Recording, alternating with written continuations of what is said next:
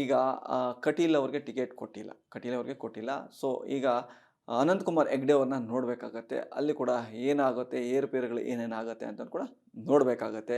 ಆದರೆ C T ರವಿಯವರು ಕೂಡ ticket ಆಕಾಂಕ್ಷಿ ಆಗಿದ್ದರು.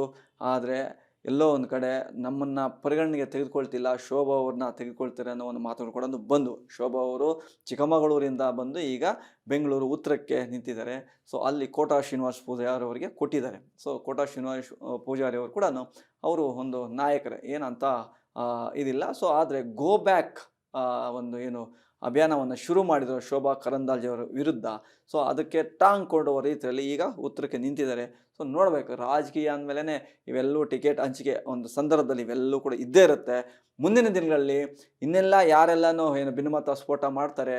ಸೊ ಬರೋಬ್ಬರಿ ಈಗಾಗಲೇ 9 ಜನಕ್ಕೆ ಕೊಡಲಾಗಿದೆ. 9 ಜನಕ್ಕೆ ಟಿಕೆಟ್ ಕೊಟ್ಟಿಲ್ಲ, ಹೊಸ ಮುಖಗಳಿಗೆ ಮಣೆ ಹಾಕಿದ್ದಾರೆ.